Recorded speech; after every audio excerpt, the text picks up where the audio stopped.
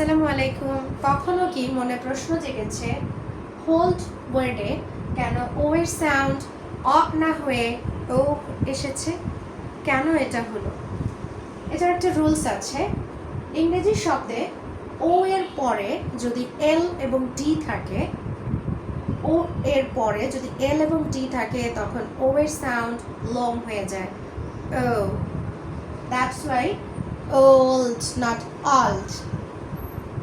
Old, old, cold, gold, oh, told, oh, hold, oh, sold, old, mold, old, fold, old, scold, old, fold, unfold, behold, withhold, withhold.